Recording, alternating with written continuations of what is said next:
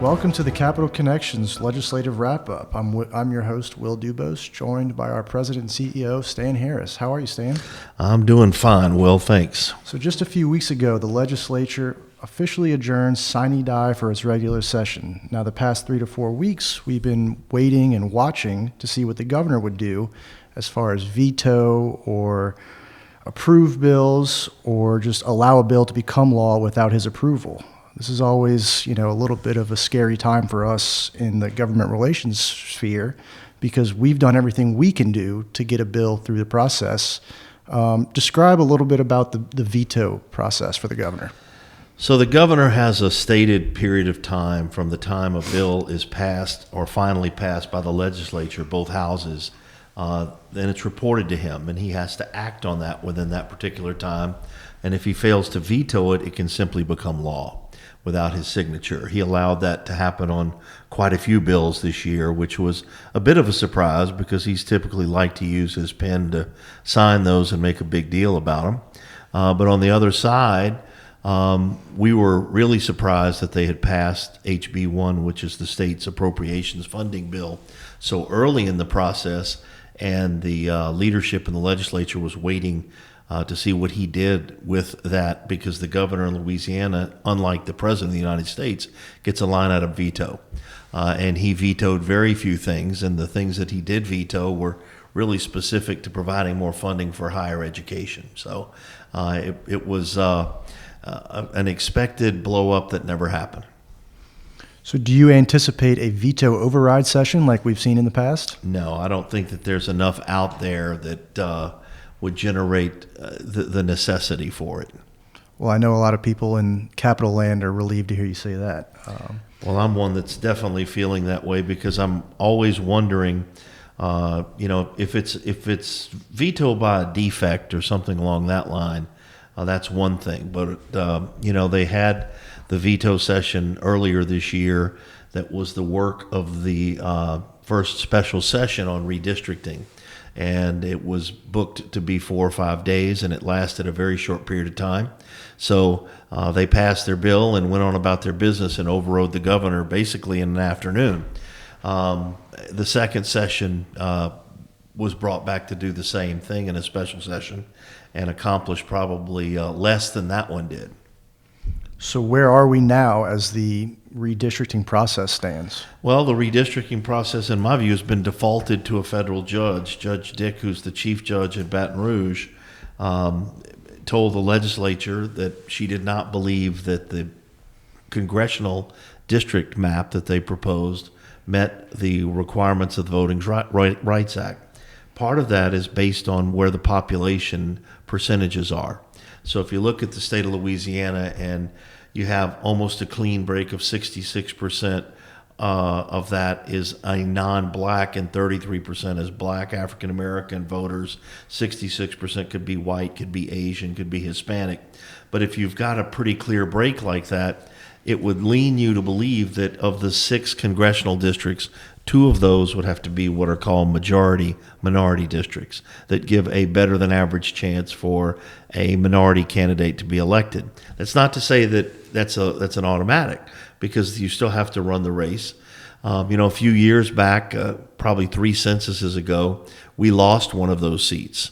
At the time, Cleo Fields was sitting in that particular seat, and that seat disappeared. And then on a subsequent census, we lost another seat at the time that Billy Tozan had and Charlie Melanson had. So, as those seats come and go, if you're not adding population, you're going to lose those congressional districts. So for a state of our size, when we go to Capitol Hill, we've got 6 congressmen and 2 U.S. senators to see. A state like Texas might be seeing 40 people in that day.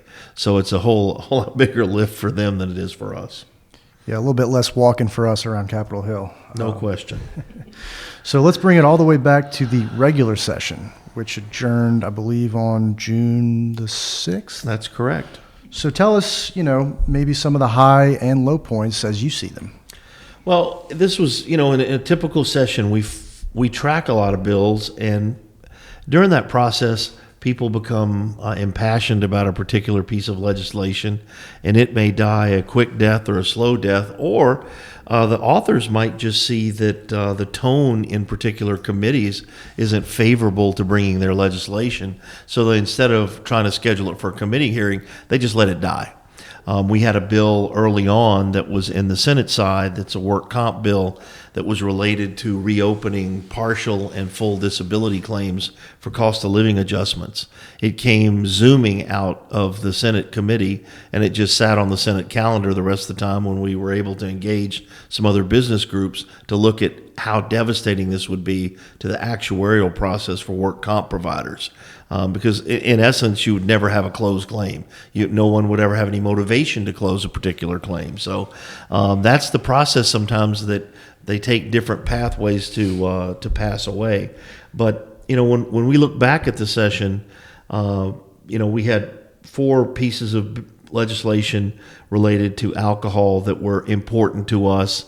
3 pieces were really tied all together to craft brewers. We had the big piece of that was Act 467 that provides now for self-distribution, transfer of product, additional tap rooms. Jeremy Lacomb's bill, which is Act 570, provides craft brewers some things that they've wanted before, which were 12 special events, allowed outside alcohol at those events, allowed catering. And one of the things that they're able to do that a bar's not able to do is have people under 18 on the premises. And then the last one was Act 550 by Jeremy Stein that provides some more clarity as to transferring product from tap room to tap room and how that's handled. But what we hope to do was pass a group of bills that would help this industry to determine if it was going to have a successful future. There was a couple of bills that dealt with a microbrewery, which is a retail or a restaurant type of permit, and trying to expand their rights into distribution that did not come to pass. And part of that is that, when you're looking at the 3-tier system, one of these craft brewers is predominantly looked at as a manufacturing brewer. So while they're both making beer, one of them has additional rights to do things. And this particular matter was related to a brewer that operated in Denham Springs in Livingston Parish. And they had a prohibition against manufacturing beer. They had a prohibition against selling spirits and selling wine in that particular site. So this person, when they opened their business, was very limited as to what they could do.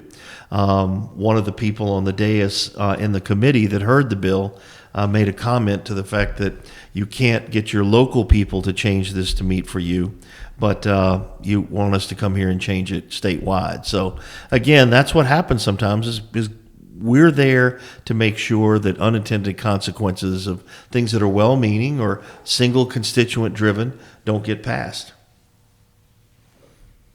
Well, I know this beer brouhaha was a big deal for many this session. That's a good choice of words. Yeah, I certainly learned a lot about the alcohol process, the beer process, and everything.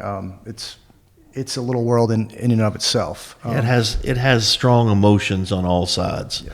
And we had 2 other bills dealing with alcohol delivery.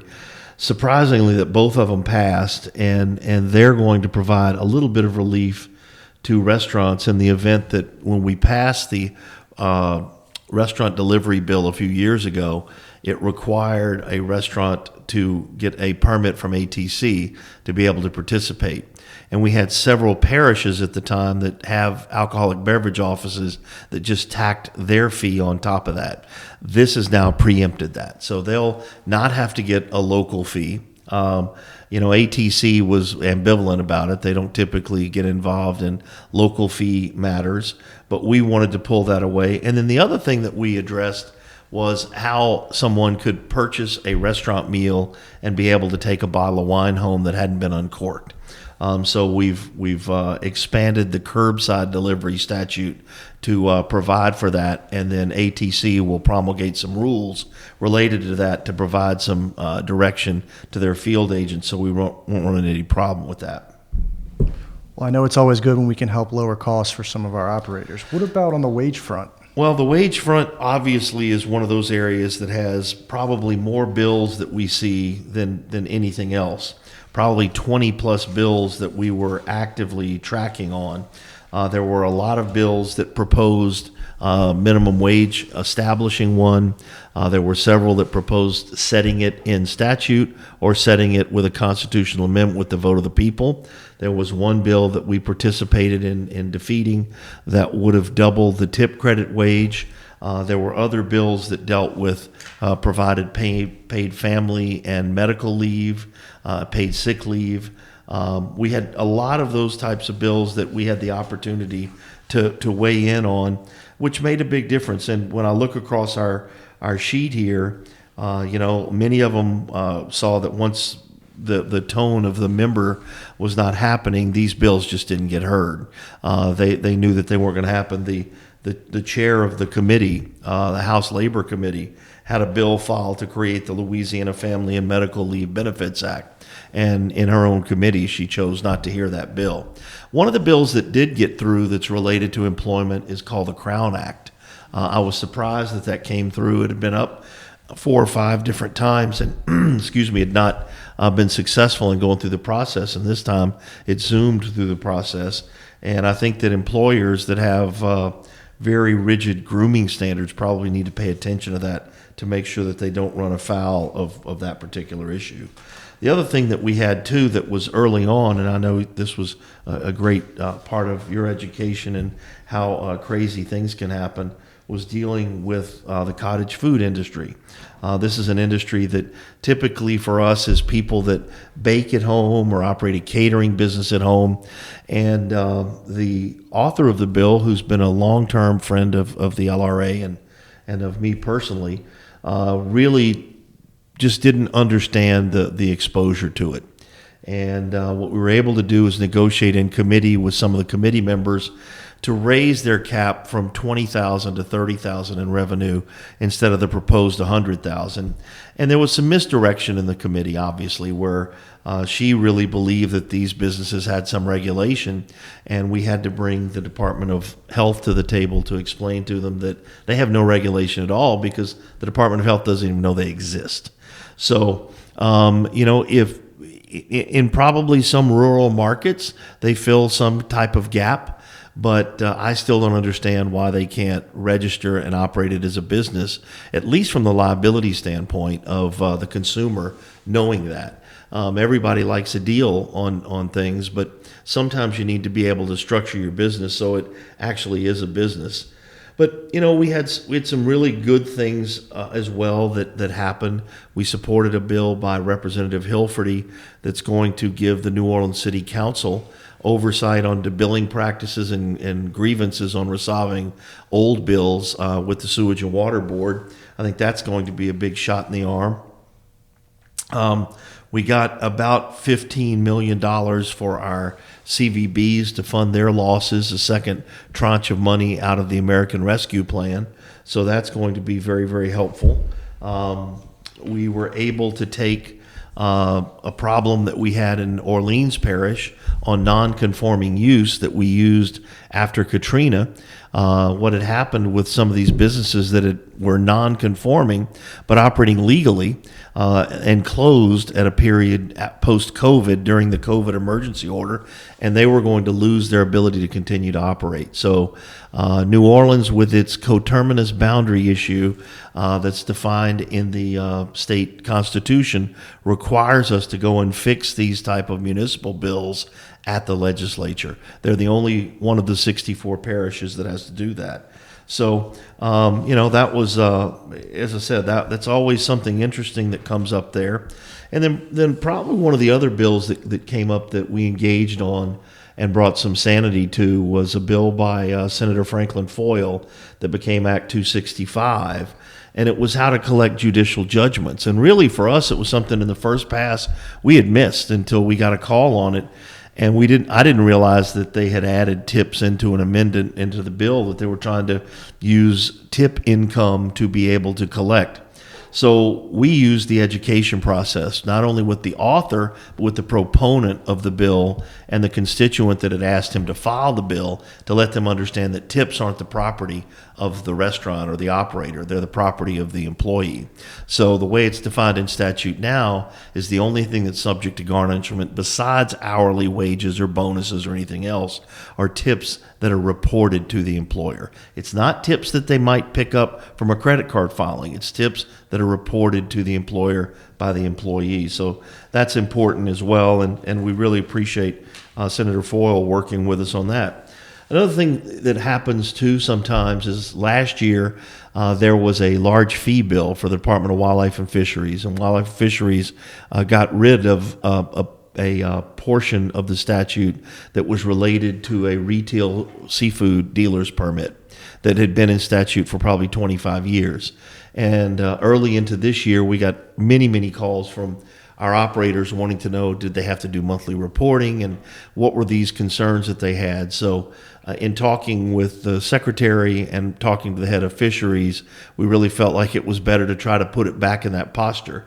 So a restaurant who buys fish locally from a retail dealer, a licensed retail dealer, not from a fisherman, they don't even have to have this permit anymore. If they buy it from out of state, if they're buying it from a supplier in Atlanta or Tennessee or Florida, they have to have this permit. It's not an expensive permit. It's not hard to get. It's something that they've had for years, but it put the bill and the structure of how it's managed back in a posture I think that everyone else understood. Another bill that you were engaged on quite a bit was a bill to deal with the data and data privacy. It's a huge issue across the country. As we know, those things start in California and they follow the wave here. It's about how from our standpoint, we're looking at it from the consumer of how do we protect the consumer.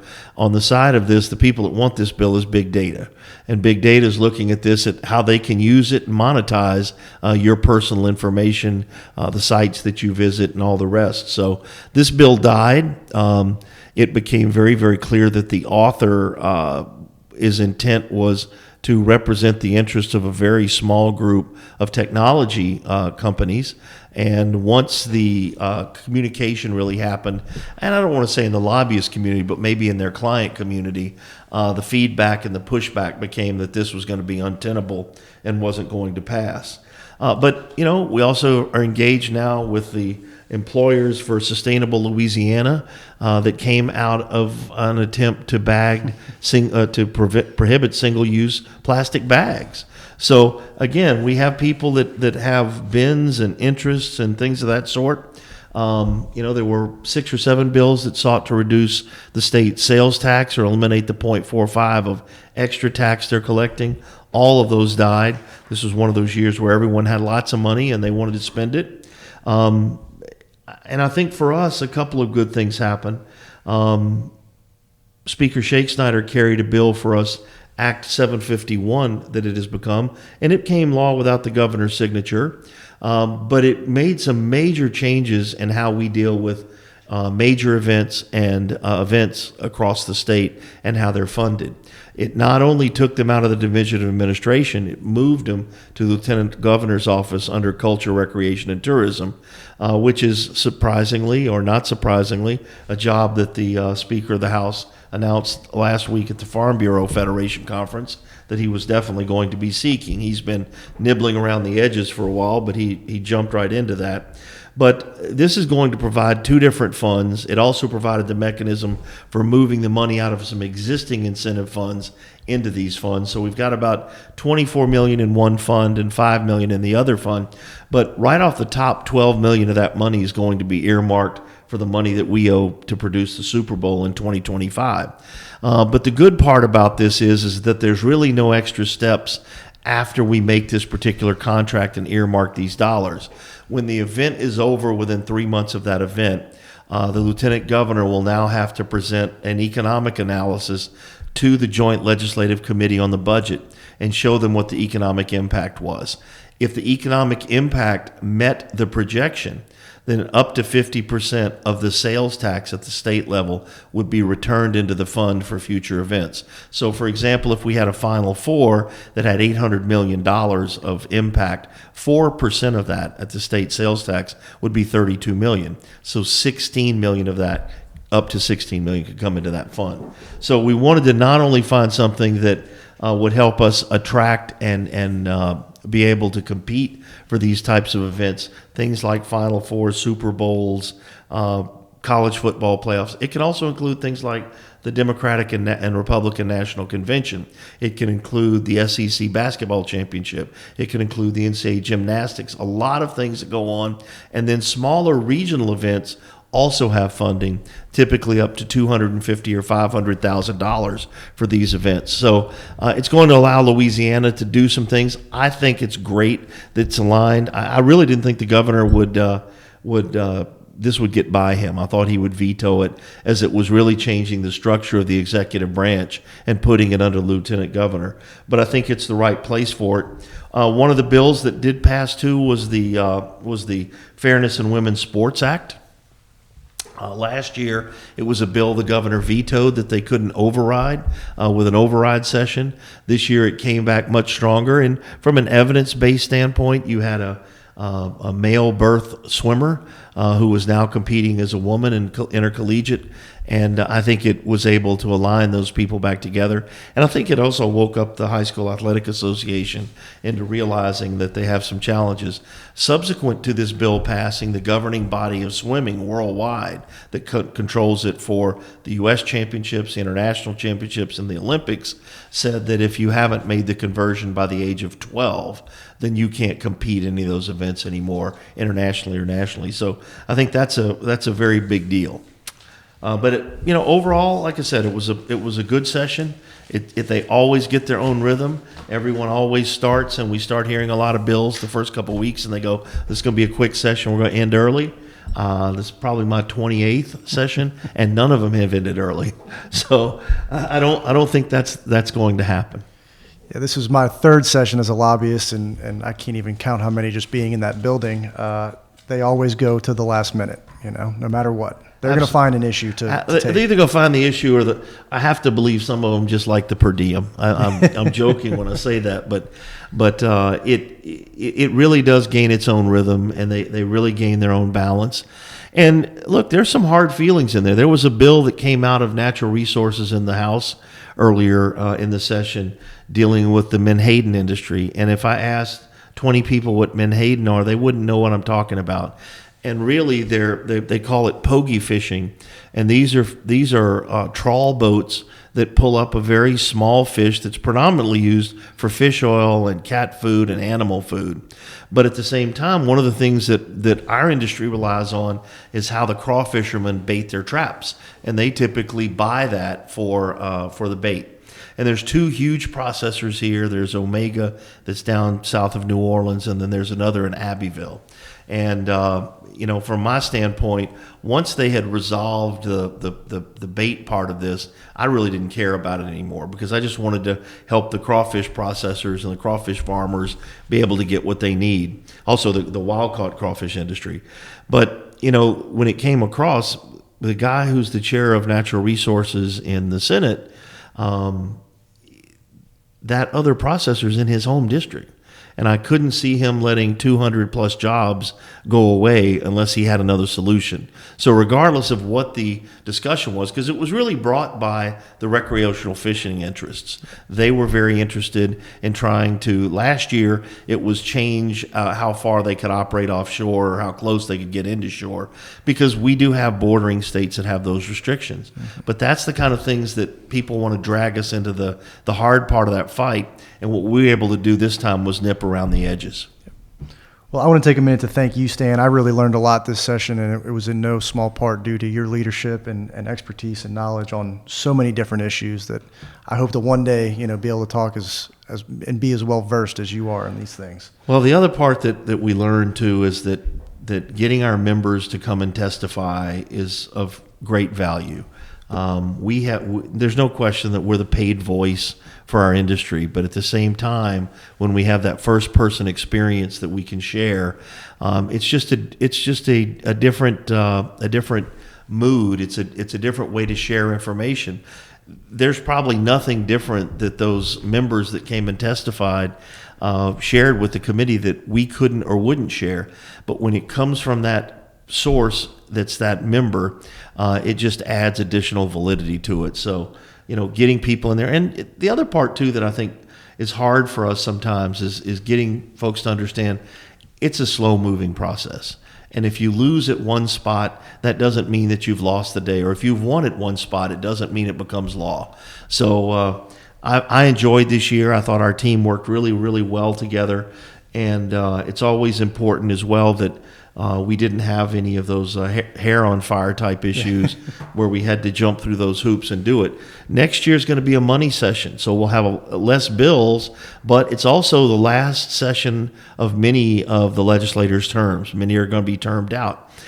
So, we've got some that are looking to go across right now. There's an open seat in District 5 in the Senate that there are 3 or 4 members that are looking at. One of our chairs in the House side, John Stefanski's considering running for Attorney General.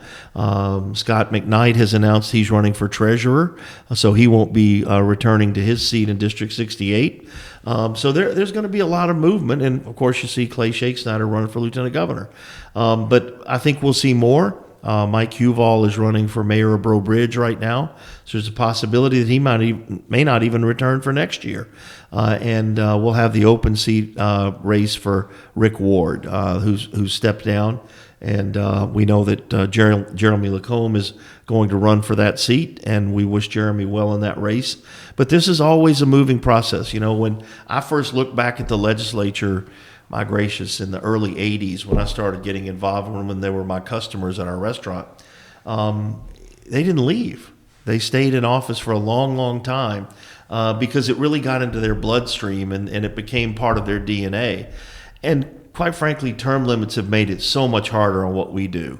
Because you may get somebody that goes 24 years, but in a lot of cases, take somebody like Stephen Dwight. Stephen was a great vote for us in Lake Charles.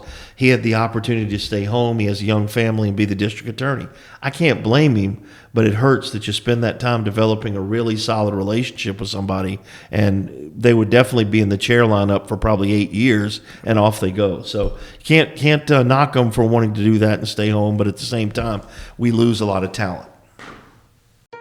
Louisiana hotels know a thing or two about hospitality, from the thread count of the sheets, to the little scented soaps in the bath, to the praline on the pillow.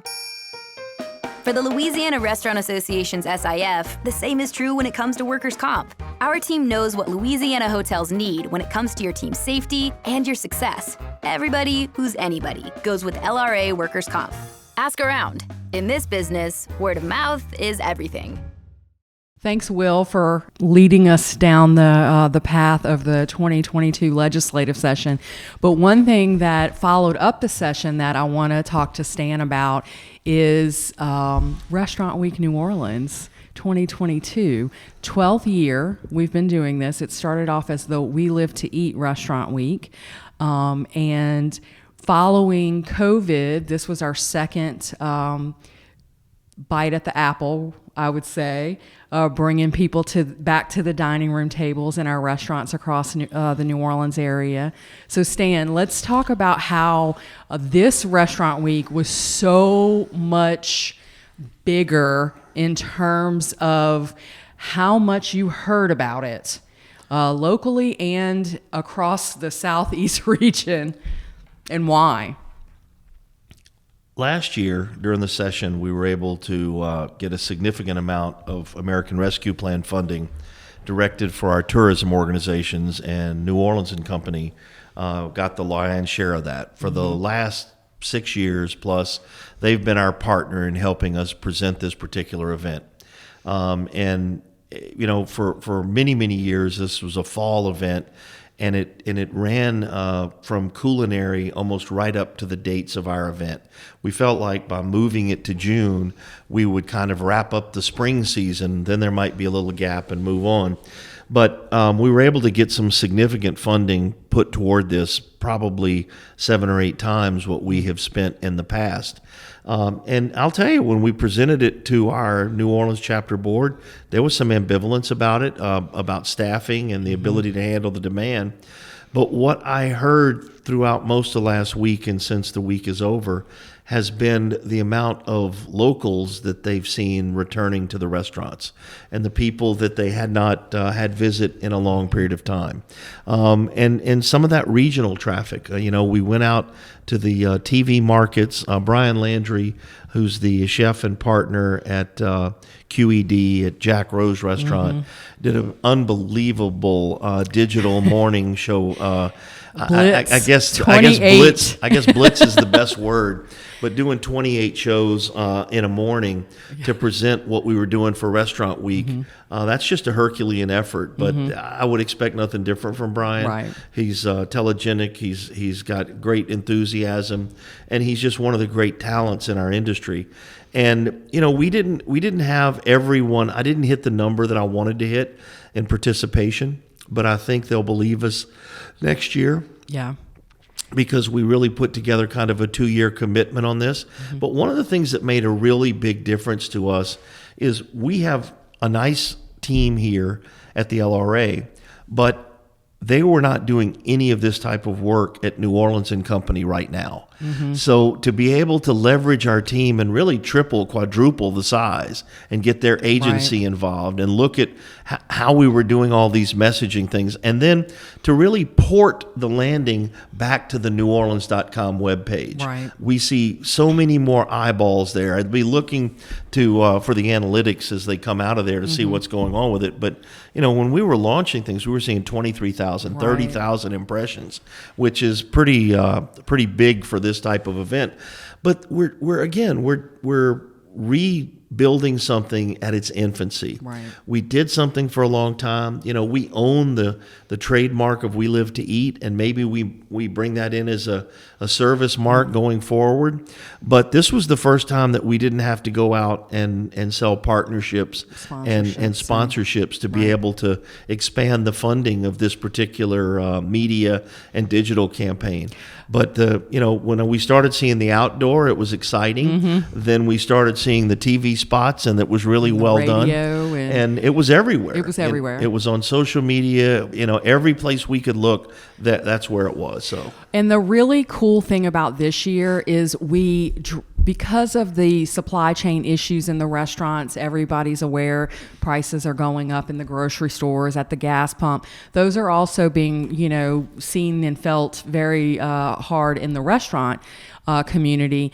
And you said, hey, this 3-course for $39, 3-course for $45, like, what are, let's remove that boundary or that hurdle, that limit. Yeah, we wanted to give them the ability that if they had something that they felt like that they could present, we wanted them to showcase their talent, their culinary artistry, their ability to present something on a plate very attractively without having to try to shoehorn it into a certain cost area.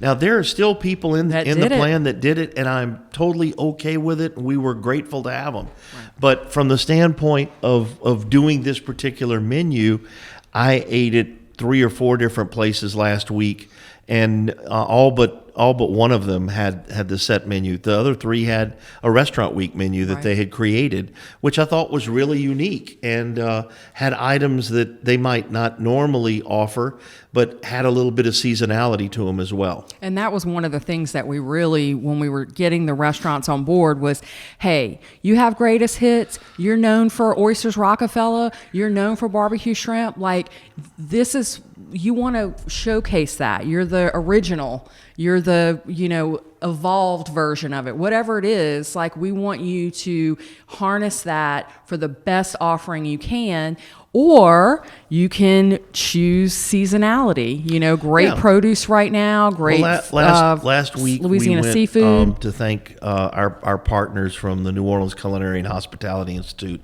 Their founder T. Martin, and we went but to thank her by having lunch at her restaurant, which is always the best way win-win. to thank somebody. It's a double win because we get to thank them and we get to have a great meal. But when you think about the meal that we enjoyed, one of the items was a tomato and shrimp bisque that was a delicious. local item. The second item that I had as an entree was a bread and grilled shrimp and tomato salad that you wouldn't normally have, and that was probably something that wouldn't normally be in their wheelhouse. Right. But you saw that they were being as creative, as inventive, and that was on a Thursday, and they were really busy at lunchtime. And we were talking about how many of these people you think are local versus visitors, and we kind of had a little debate at the table. Like, I think they're pointing at people. Yeah, I think you had a lot of people that were there that were locals, especially dining in that particular dining room. But I shared with you over the weekend, one of our members, Mark Latter, sent from one of his restaurants. They created a code to be able to put down for people that learned from Restaurant Week, because they were asking if someone booked or they confirmed the reservation. Right. And the screenshot was every every single. It was almost every one of the reservations. So to me, I think it was a big win. I understand that it probably created some stress for our staff and our teams, and I'm sorry that we went through that for them. But I really do believe it was a great finish to what has been a really good start to the year. We'll have our challenges going forward in the rest of the summertime, as we normally do. And we'll have to work to build the balance of 2022, and we'll have some challenges in 2023 because some of the business that canceled in 2020 and 2021 that would have come in 23 because of COVID and not knowing what was going to happen, we're going to have to go back and rebuild that business. Right. So we're always looking for opportunity. We have a great partnership with New Orleans and Company. I'm fortunate enough to serve as their chair this year. We're going to be going through a CEO transition there at year end, with a long-term CEO, Stephen Perry, retiring, and Walt Leger taking over as CEO. So I'm looking forward to the next 5 to 10 years with New Orleans and Company, the LRA, Hotel and Lodging, and all of our partners in tourism, promotion, and hospitality, looking at how we can help make our community better and really make it better for everybody. We want to make it better for our workforce. We want to make it better for our visitors, our residents, and really everyone who benefits from it. And we bring this up, Restaurant Week, you think, oh, fun, going out to eat, special menus, let's go celebrate. But this is an extension of our advocacy efforts. You see, you heard earlier when Stan says the American Rescue Plan money allocated, $77 million for our CVBs. And this is how these dollars flow in to programs that support our industry. No question, it's how restaurants get to participate. Yes. We were unable in this state, unlike in Washington and a couple of others, that did direct programs for the hospitality industry of funding. We just weren't able to get anyone on board with this idea. Everyone had their own ideas. We had the most massive surplus that we've had in our state legislature in many, many years, probably a decade and a half. And they wanted to spend a lot of it on one-time things, which are typically going to be construction projects, right, and dedicate that, which we can't knock that because we have let our infrastructure fall woefully behind. The other thing that they did, and I was reading the HB1 bill today, is just put a lot more money toward higher education, where they had really done a poor job of funding that over that period of time. So if you're going to be creating people, if you're going to create a workforce that people want to hire and attract the industries that you want to attract, then you're going to have the education processes that create that and create those outcomes. So it'll be interesting to see. Those kinds of dividends are never paid for 10 to 15 years after the investment's made. But make no mistake about it, when that extra 0.45 cents falls off, and the impact of the changes that we made constitutionally last year to mitigate the impact of the Trump tax cuts has the impact. They're not going to see that type of surplus next year. And come 2025, when that rolls off, it's going to be hitting a fiscal cliff again, because we will not have found a permanent revenue source. Right. And you notice that they don't hardly talk about severance taxes on oil anymore because it's such a minuscule amount. But right now, with oil going at over $100 a barrel, That's significant. it's a much more significant thing than it was at $40. So Right. needless to say, we've got a lot of communities that are reaching out, talking about it, because we've got the White House on one side talking about eliminating fossil fuels, and we've got the oil and gas industry that's such a critical part of our state's economy. So it'll be interesting to see where that falls off. And if you're watching TV today, you're seeing those ads more and more for oil and gas, talking about what they do in our community. Right. And they're an important part of it. You know, the last greenfield refinery in the United States was built in Garyville at Marathon in 1977. And, you know, if the White House wants us to increase capacity of refining, they're probably going to have to give some permits out to build some more refineries. So I don't know where and what community wants them, but I will tell you that up and down the river, they have made for a strong economy for Louisiana for a long time. Yeah. Well, this is Wendy and Will signing off on your final Capital Connection of 2022. And we'll be back with a new podcast shortly. Stay tuned.